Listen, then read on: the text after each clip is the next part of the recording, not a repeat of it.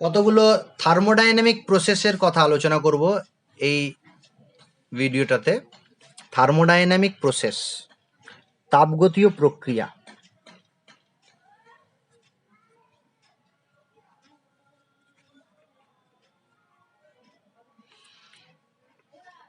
তাপগতীয় প্রক্রিয়া, প্রথম যে প্রক্রিয়া একটু আগেই বললাম সেখান থেকেই শুরু করি, সেটা হচ্ছে আবর্ত প্রক্রিয়া বা চক্রীয় প্রক্রিয়া।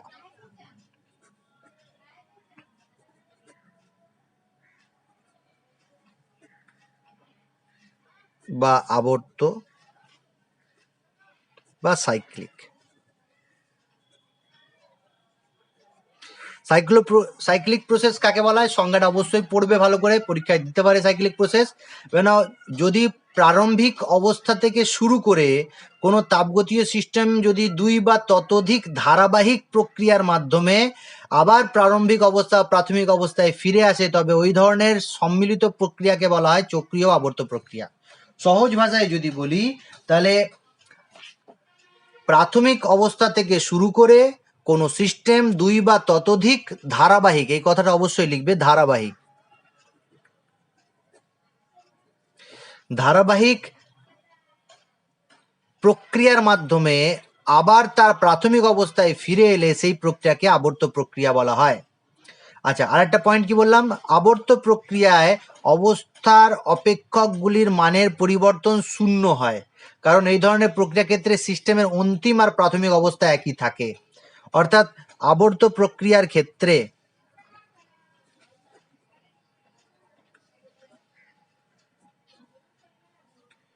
ডেল্টা পি সমান শূন্য, ডেল্টা টি সমান শূন্য, ডেল্টা ইউ সমান শূন্য, ডেল্টা এইচ সমান শূন্য, ডেল্টা জি সমান শূন্য।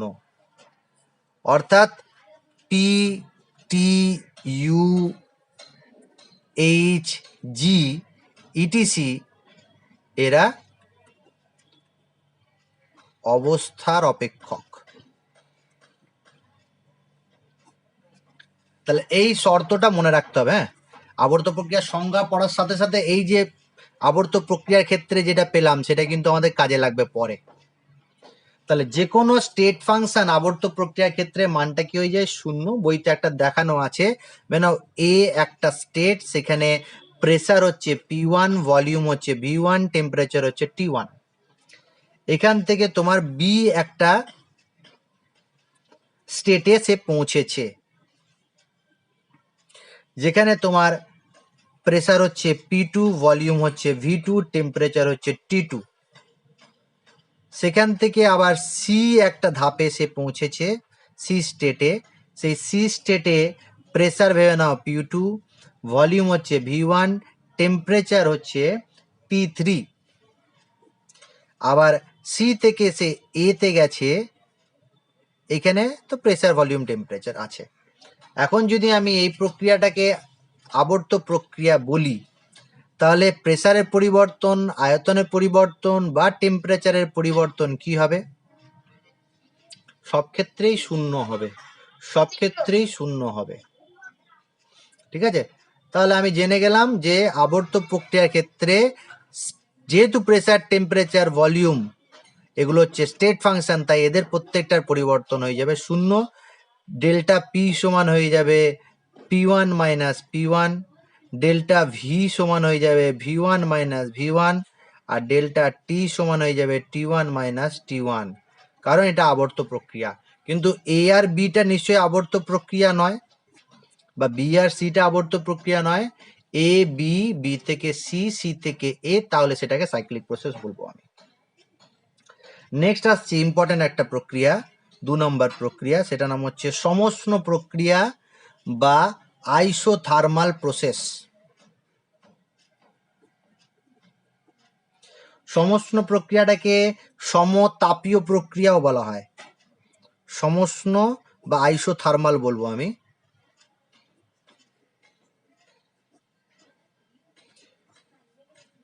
তোমরা নিজেরাই বলতে পারবে যে আইসোথার্মাল প্রসেস কাকে বলবো আমরা, বলো?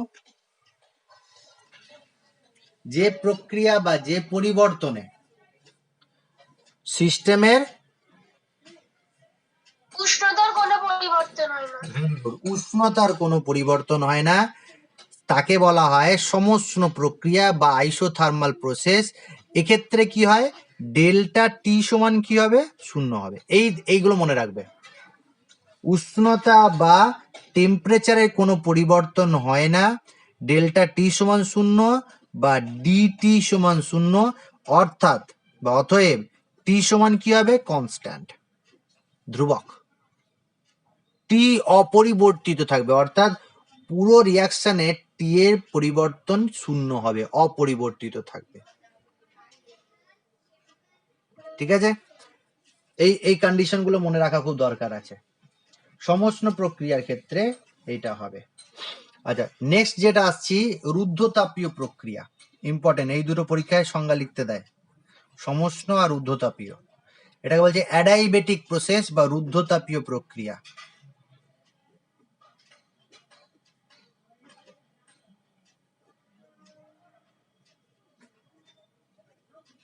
অ্যাডাইবেটিক প্রসেস। রুদ্ধতাপীয় প্রক্রিয়া কি, যে প্রক্রিয়া বা পরিবর্তনে সিস্টেমে ও পরিবেশের মধ্যে তাপের কোনো আদান প্রদান হবে না। এটা একটু আলাদা, মনে হবে যে তাপ অপরিবর্তিত থাকে, এরকম নয়। এখানে হচ্ছে তাপের কোনো আদান প্রদান হয় না। বলো, তাপের কোনো আদান প্রদান হয় না। কার মধ্যে হয় না, সিস্টেম এবং পরিবেশের মধ্যে। অর্থাৎ এক্ষেত্রে কিউ সমান শূন্য। এটা খুব ইম্পর্টেন্ট কোশ্চেন।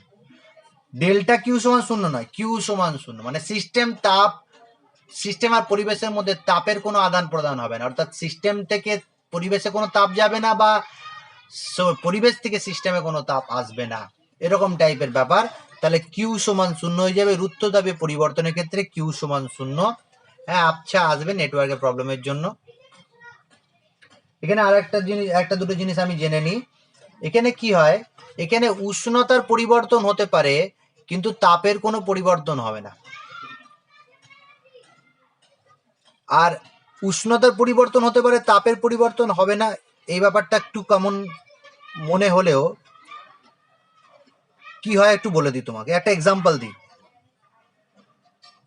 রুদ্ধতাপীয় প্রক্রিয়ার ক্ষেত্রে একটা বাস্তব উদাহরণ দেখা যায়। না, তুমি সাইকেলের টিউব দেখেছো, যদি হাওয়া ভর্তি থাকে, হঠাৎ করে তুমি যদি সাইকেলের ওই যে ভলপিনটা আছে খুলে দাও, জোরে খুলে দাও, তাহলে কি হবে, প্রচুর গতিতে হাওয়া বেরোতে শুরু করবে।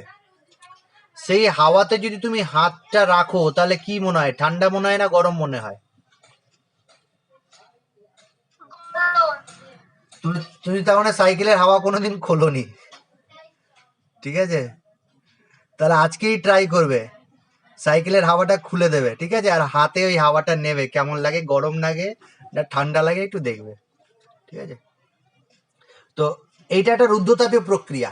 এখানে কি হয়, হঠাৎ করে একটা চাপের মধ্যে গ্যাসটা ভেতরে থাকে, বায়ুটা এখানে থাকে, যখনই চাপটা মুক্ত করে দাও, তাহলে গ্যাসটা বেরোতে শুরু করে, গ্যাসের প্রসারণ হতে শুরু করে।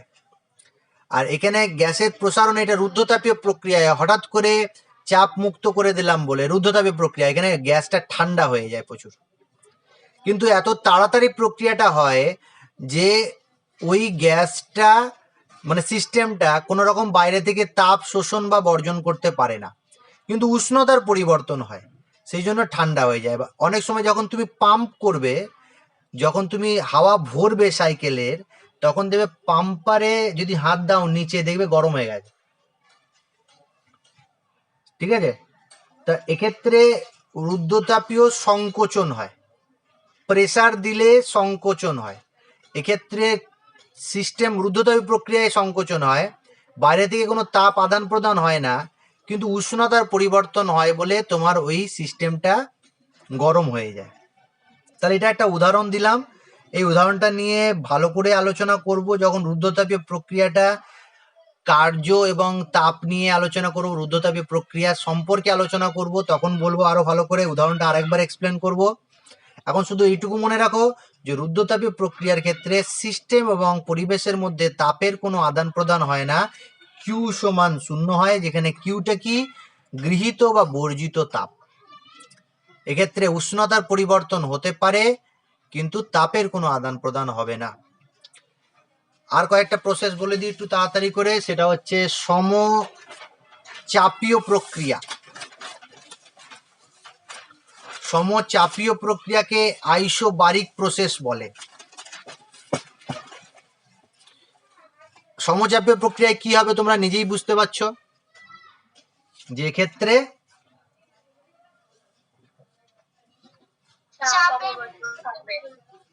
চাপীয় প্রক্রিয়া। কে বলছিলে চাপের কোনো আদান প্রদান বলতে যাচ্ছিলে নাকি? বলো। আইসোবারিক, চাপের পরিবর্তন হবে না। হ্যাঁ, চাপের কোনো পরিবর্তন হবে না through out the process. Delta P সমান 0 হবে, পি সমান ধ্রুবক হবে। অর্থাৎ যে প্রক্রিয়ার ক্ষেত্রে চাপ স্থির থাকে থ্রু আউট দ্য প্রসেস, চাপের কোনো পরিবর্তন হয় না, তাকে বলা হয় সমচাপীয় প্রক্রিয়া। শুধুমাত্র রুদ্ধতাপীয় প্রক্রিয়ার ক্ষেত্রে সংজ্ঞাটা একটু আলাদা রকম, বাকিগুলো সব একই। সমচাপীয় প্রক্রিয়া। সম আয়তনিক প্রক্রিয়া কি হবে?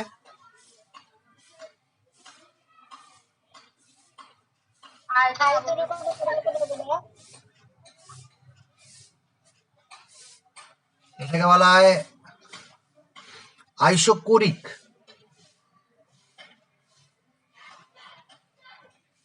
Isochoric process. এখানে আয়তনের করে পরিবর্তন হয় না, ডেল্টা ভি সমান 0, ভি সমান ধ্রুবক।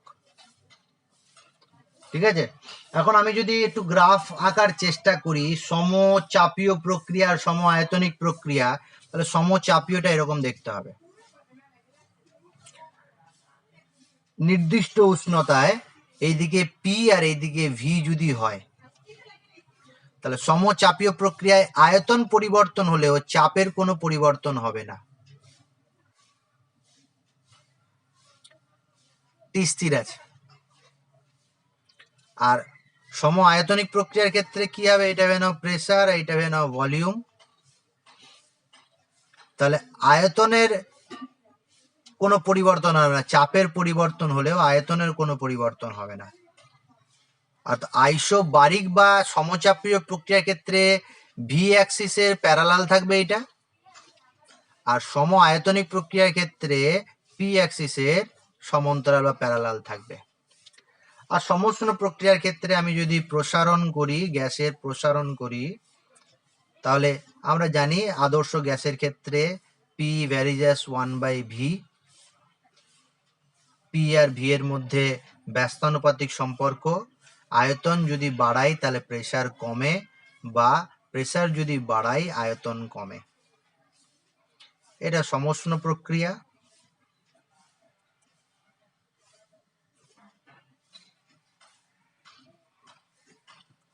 এটা বই থেকে একটু দেখে নেবে গ্রাফগুলো।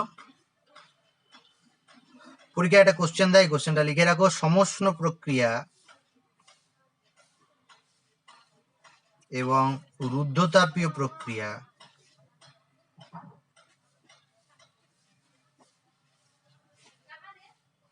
পার্থক্য লেখো। পার্থক্য লেখো। ঠিক আছে, লিখে নাও কোশ্চেনটা।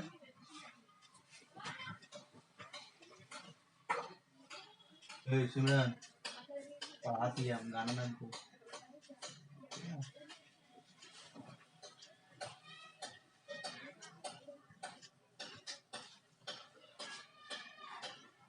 লিখতে পারবে তো নাকি বলে দেবো?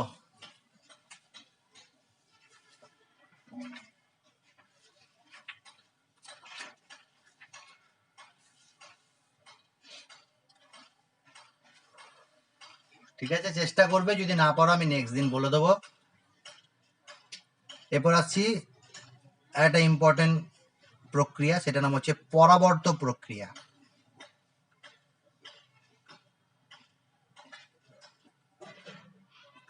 এটাকে বলা হয় রিভার্সেবল প্রসেস।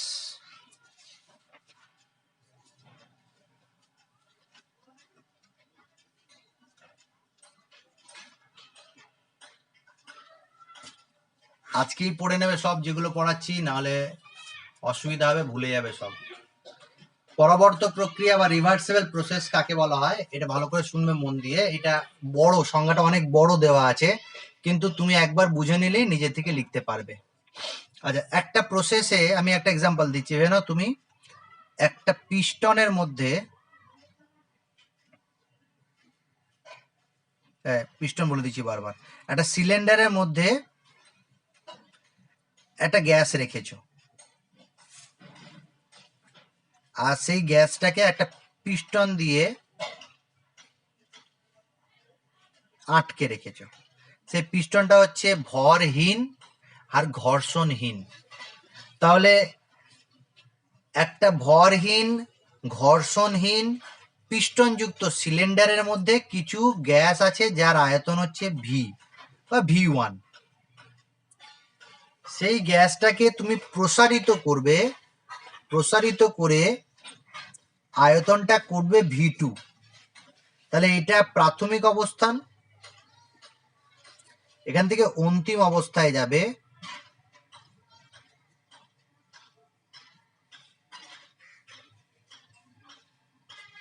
অন্তিম অবস্থায় যাবে। নিশ্চয়ই পিস্টনটা উপরের দিকে উঠে যাবে আর গ্যাসের আয়তনটা বেড়ে যাবে। এইখানে ভেবে প্রেসারটা ছিল, গ্যাসের ভেতরের যে প্রেসার, সেই প্রেসারটা ছিল পি, আর এটা অভ্যন্তরীণ প্রেসার, গ্যাসের অভ্যন্তরীণ প্রেসার, সিস্টেমের প্রেসার, ইন্টারনাল প্রেসারও বলতে পারি। আর বাইরে যে প্রেসারটা ছিল এটা ভেবে নাও পি। দুটোই যদি পি থাকে তাহলে গ্যাসটা কি প্রসারিত হবে? না স্যার, প্রসারিত হবে না। আর যদি আমি এই উপরের পিটাকে কমিয়ে দিই একটু, তাহলে কি হবে? প্রসারিত হবে। প্রসারিত হবে, উপরে উঠে যাবে। প্রসারিত হবে। অর্থাৎ এই যে প্রক্রিয়াটা করছি, গ্যাসের প্রসারণ প্রক্রিয়া, সেই প্রক্রিয়াতে দুটো বল কাজ করছে। একটাকে বলছি চালক বল। চালক বল মানে কি, এই ভিতরের যে প্রেসার সেটাকে বলছি চালক বল, আর এর বাইরের যে প্রেসার আছে সেটাকে বলছি বাধাজনিত বল। ইংলিশে কে বলা হয় ড্রাইভিং ফোর্স, ভেতরের প্রেসারটাকে বলা হয় ড্রাইভিং ফোর্স, আর বাইরেরটাকে বলা হয় অপোজিং ফোর্স। তাহলে ড্রাইভিং ফোর্স আর অপোজিং ফোর্স যদি সমান সমান থাকে, তাহলে প্রক্রিয়াটা কি এই জায়গা থেকে এই জায়গায় যাবে?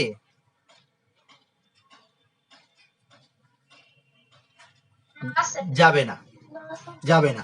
এখন আমি যদি এই অপোজিং ফোর্সটাকে, বাধাজনিত বলটাকে স্মল ডিপি পরিমাণ কমিয়ে দিই, আমি বলছি শোনো ভালো করে, ভেতরের প্রেসার পি, বাইরের প্রেসারটা পি ছিল, সেখানে আমি কমিয়ে দিলাম কি -ডিপি কমিয়ে দিলাম, তাহলে সেটা কোথায় চলে যাবে? অল্প একটু প্রসারিত হয়ে যাবে, কেন সামান্য একটু প্রসারিত হয়ে গেল, এই জায়গায় চলে গেল। ভলিউমটা না ডিভি পরিমাণ বেড়ে গেল। কখন পিস্টনটা যে আটকে যাবে আবার বলো দেখি? যখন দুটো পি সমান হয়ে যাবে। আবার যখন দুটো প্রেসার সমান হয়ে যাবে, অর্থাৎ ড্রাইভিং ফোর্স অপোজিং ফোর্স যদি সমান হয়ে যায়।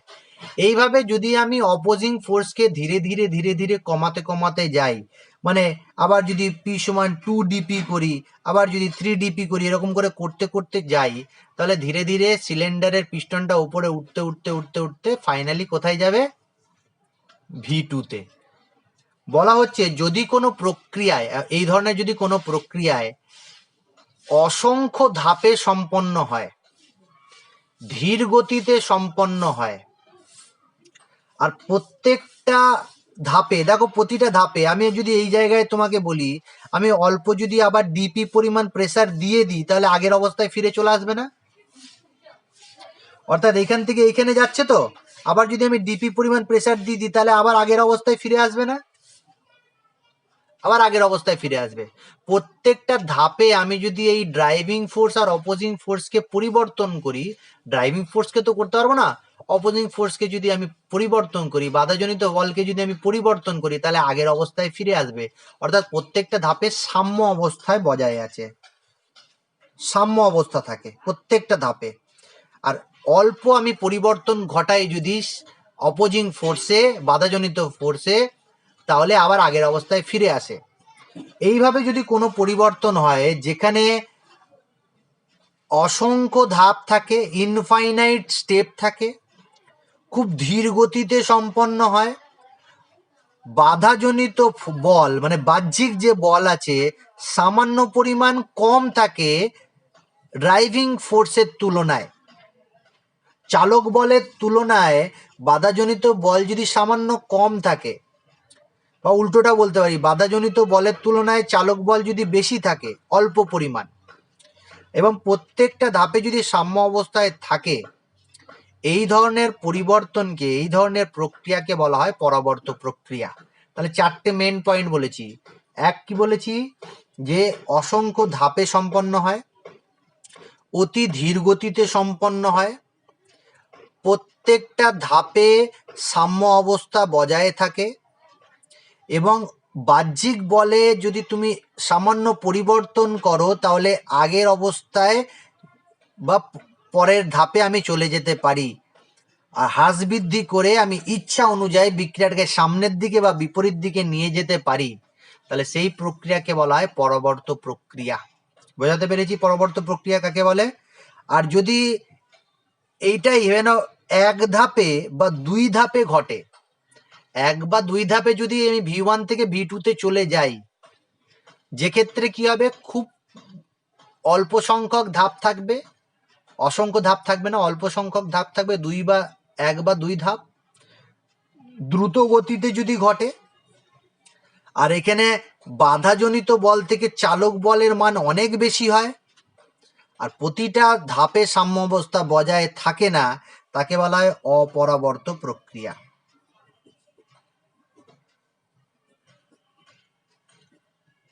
তাহলে পরাবর্ত প্রক্রিয়া কাকে বলে, অপরাবর্ত প্রক্রিয়া কাকে বলে, আশা করি বুঝতে পেরে গেছো। সবাই একবার দুটোই প্রক্রিয়ার সংজ্ঞাটা পড়ে নাও। পরবর্ত প্রক্রিয়ার বৈশিষ্ট্যগুলো তো বলেই দিলাম, যে এখানে চালক বলের মান, ড্রাইভিং ফোর্সের মান, আর অপোজিং ফোর্সের মান, বিরুদ্ধ বলের যে মান, ক্ষুদ্র পরিমাণ বেশি থাকে। পার্থক্য দেয় পরীক্ষায় পরবর্ত প্রক্রিয়া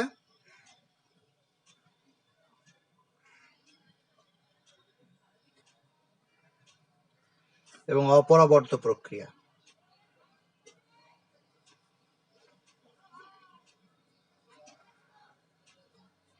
বলে দিই, বাস্তবে যতগুলো প্রক্রিয়া আমরা দেখি সবগুলোই কিন্তু অপরাবর্ত।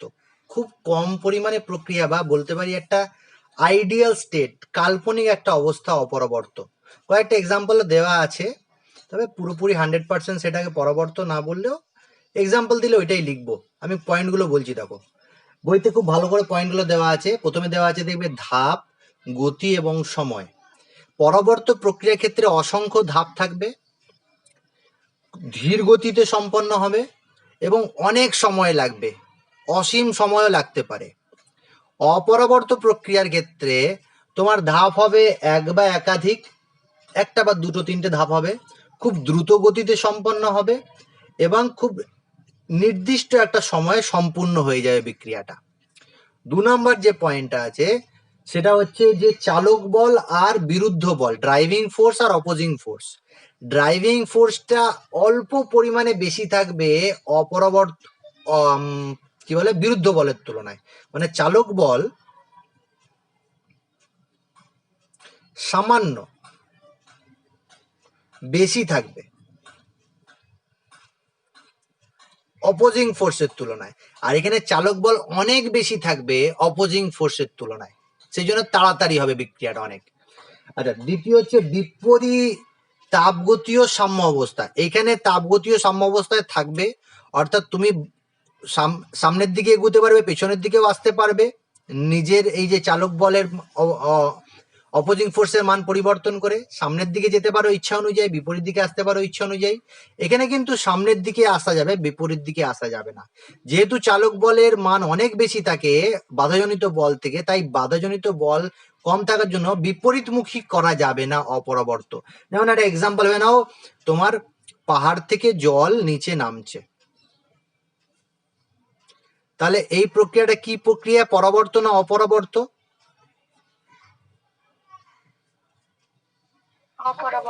অপরাবর্ত একটা প্রক্রিয়া, অর্থাৎ যত ফোর্সে নিচে এসে নামবে তুমি সেটাকে সহজে উপরে তুলে দিতে পারবে না।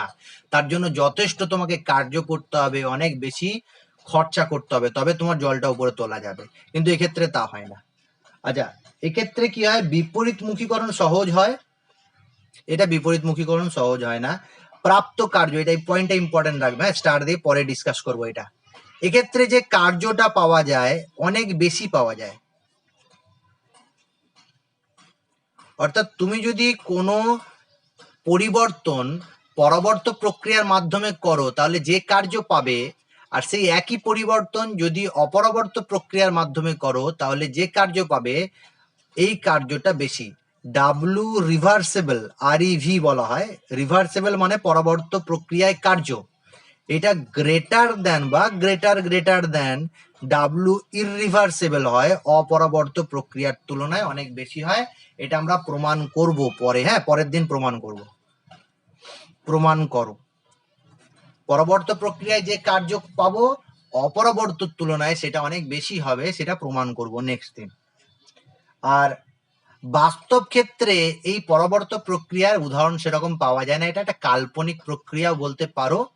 তবে কয়েকটা উদাহরণ আছে, সেই উদাহরণগুলো মুখস্থ করবে। দুটো উদাহরণ বা তিনটে উদাহরণ বইতে আছে, আমি একটা বলে দিচ্ছি। তুমি যদি নির্দিষ্ট উষ্ণতায় কোনো বদ্ধ পাত্রে কোনো তরলের বাষ্পায়ন করো তাহলে সেই প্রক্রিয়াটাকে বলা হয় পরবর্তী প্রক্রিয়া। যেমন সামন ভাবো যে টি কেলভিন উষ্ণতায় একটি পাত্রের মধ্যে জল রেখেছো, সেখানে বাষ্পায়ন হচ্ছে, সেই জলটা বাষ্পে পরিণত হবে, সেটা দীর্ঘ সময় ধরে যদি বাষ্পায়িত হয়, ইনফাইনাইট টাইম লাগে, খুব ধীর গতিতে হয় এবং প্রত্যেকটা ধাপে সাম্যাবস্থা বজায় থাকে। তুমি ইচ্ছা অনুযায়ী বাষ্পায়নকে ঘনীভবন করতে পারো, ঘনীভবন থেকে আবার বাষ্পায়ন করতে পারো, তাহলে সেই প্রক্রিয়াটাকে বলবো আমরা পরবর্তী প্রক্রিয়া। এছাড়া আর একটা পরবর্তী প্রক্রিয়া আছে, গ্যালভানীয় কোষে সংঘটিত একটি বিক্রিয়া পরবর্তী প্রক্রিয়ার নির্দেশ করে, উদাহরণ একটা। এই দুটো উদাহরণটা মুখস্থ করে নেবে। আর অপরবর্তী প্রক্রিয়া তুমি যাই দেখতে পাচ্ছ প্রায় সমস্ত প্রক্রিয়ায় অপরবর্তী প্রক্রিয়া। কয়েকটা বাস্তব প্রাকৃতিক উদাহরণও দিয়েছে, যে পাহাড় বা পর্বত থেকে জলপ্রবাহ, শূন্য চাপের বিরুদ্ধে গ্যাসের প্রসারণ, দুই বা ততোধিক গ্যাস যদি ব্যাপন হয় তাহলে সেটা একটা অপরবর্তী প্রক্রিয়া উদাহরণ। জলের মধ্যে কোনো একটি গ্যাস শোষিত হওয়া বা ডিজলভ হওয়া, দ্রবীভূত হওয়া একটা অপরবর্তী প্রক্রিয়া উদাহরণ। উচ্চ উষ্ণতা থেকে বস্তু নিম্ন উষ্ণতার দিকে যদি যায়, হ্যাঁ যাবে, সেই প্রবাহটাকে বলছি অপরবর্তী প্রক্রিয়া। প্রায় সমস্ত প্রক্রিয়া অপরবর্তী প্রক্রিয়া। তাহলে পরবর্তী প্রক্রিয়া অপরবর্তী প্রক্রিয়ার পার্থক্যটা করবে। মানে তোমাকে একটা কোশ্চেন দিচ্ছি আমি,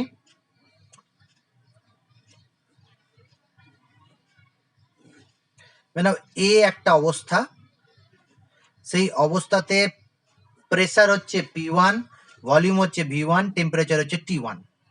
সেই এ থেকে বি একটা অবস্থাতে গেছে সে। আচ্ছা, এখানে এইদিকে ভলিউম বাড়ছে আর এইদিকে প্রেসার কমছে, এদিকে প্রেসার বাড়ছে এদিকে ভলিউম বাড়ছে, তাহলে এইটা না ভলিউম বাড়ছে প্রেসার কমছে, এই জায়গায় পৌঁছেছি বিতে। বি যে অবস্থায় যেখানে গেছি সেখানে হচ্ছে প্রেসার হচ্ছে P2, ভলিউম হচ্ছে V2, টেম্পারেচার হচ্ছে T1। সেই বি থেকে আবার সিতে গেছো, সিতে যখন গেছো তখন প্রেসার হচ্ছে P2, ভলিউম হচ্ছে V1 আর টেম্পারেচার হচ্ছে T2। আর সেই সি থেকে আবার এ তে গেছো, ভালো করে দেখে নেবে, সি থেকে এ তে গেছো। এখন তোমাকে যদি আমি কোশ্চেন করি যে এই যে প্রক্রিয়াটা পেয়েছি আমি, সেটা কি ধরনের প্রক্রিয়া, অপশন দিচ্ছি তোমাকে, সেটা সমষ্ণ প্রক্রিয়া, আবর্ত প্রক্রিয়া, পরাবর্ত প্রক্রিয়া না অপরাবর্ত প্রক্রিয়া। এই যে প্রক্রিয়াটা পেয়েছো সেটা কি প্রক্রিয়া?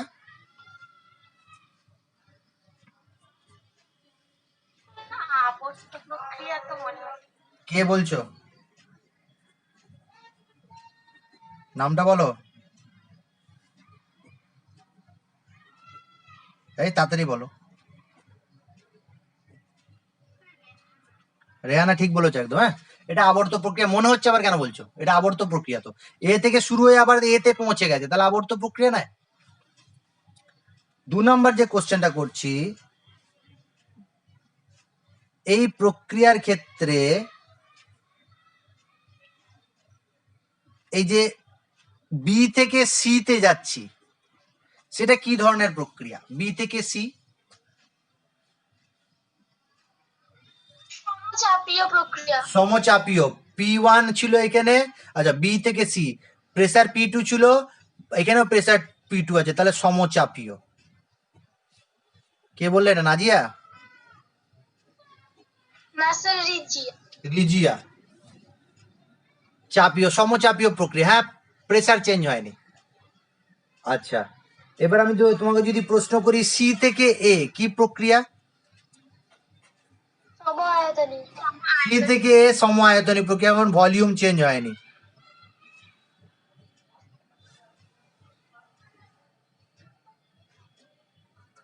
আর এই পুরো প্রক্রিয়াটি কি সমতাপীয় প্রক্রিয়া বলা যাবে? সমষ্ণ প্রক্রিয়া বলা যাবে কি? এই পুরো প্রক্রিয়াটাকে সমষ্ণ প্রক্রিয়া বলা যাবে না। কেন? কারণ এ থেকে যখন বি তে গেছো তখন তোমার টেম্পারেচার কি ছিল? বলো। T1। T1, আর এখানেও T1। তাহলে প্রক্রিয়াটি কি সমষ্ণ এ থেকে বি? হ্যাঁ স্যার, এ থেকে বি সমষ্ণ। কিন্তু বি থেকে সি?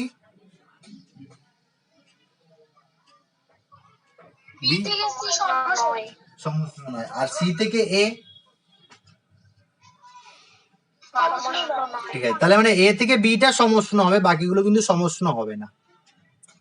ঠিক আছে, এরকম আরো অনেক এক্সাম্পল বইতে দেওয়া আছে, 2-1টা এক্সাম্পল দেখে নেবে। এখান পর্যন্তই থাকবে আজকে। এখান পর্যন্ত কোনো প্রশ্ন থাকলে আমাকে করতে পারো।